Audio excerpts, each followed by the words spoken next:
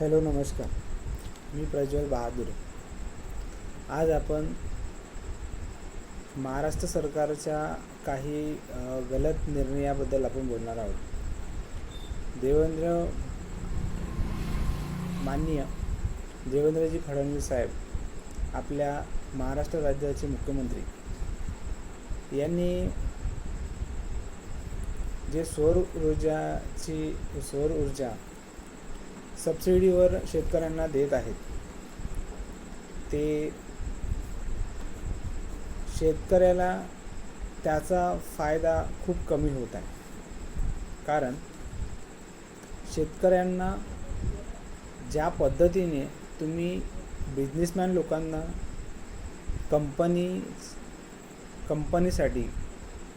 कंपनीला इलेक्ट्रिक तुम्ही प्रोव्हाइड करत असता, तशीच आमच्या शेतकरी बांधवांनासुद्धा इलेक्ट्रिकची सुविधा उपलब्ध करून द्या.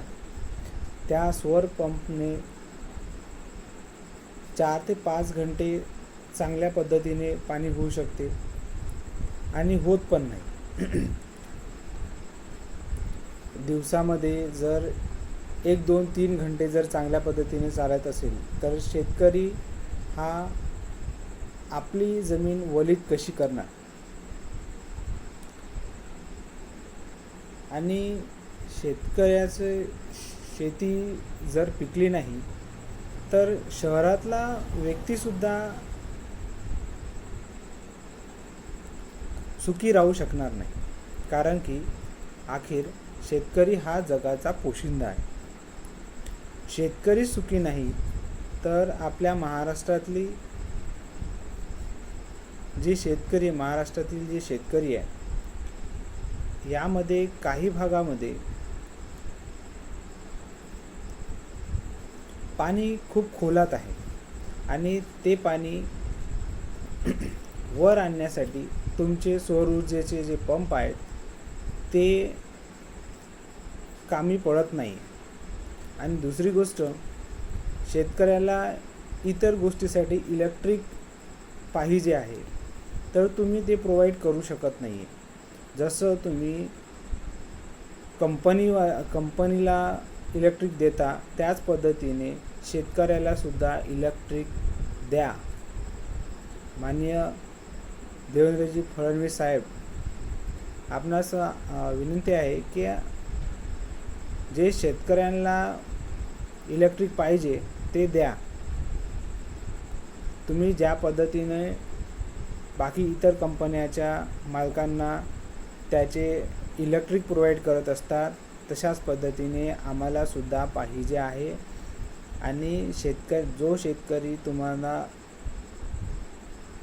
अन्नधान्य पुरवत असतो त्याच शेतकऱ्याला तुम्ही शेती पिकवण्यासाठी इलेक्ट्रिकची सुविधा देण्यास नाकारता आणि इलेक्ट्रिक मिळणार नाही. तुम्ही सौर ऊर्जा पंप लावा, सौर ऊर्जाचे प्लेट लावा, त्याचा खर्च कोण देणार आहे.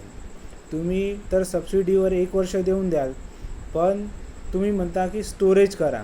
स्टोरेजसाठी लागणारा जो बॅटरी खर्च आहे, बॅटरी आहे, त्या बॅटऱ्या खराबसुद्धा लवकर होतात. मग त्यावेळेला शेतकरी काय करणार आहे.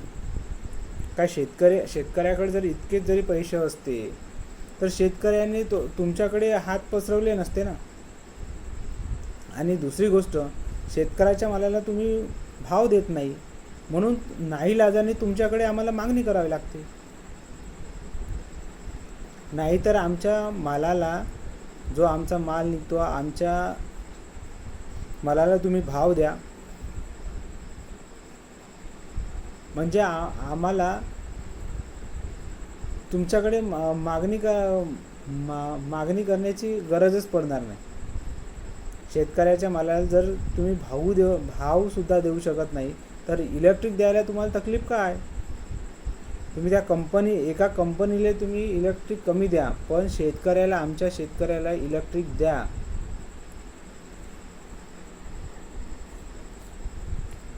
जय हिंद, जय भारत, जय शिवराय, जय भीम, जय संविधान.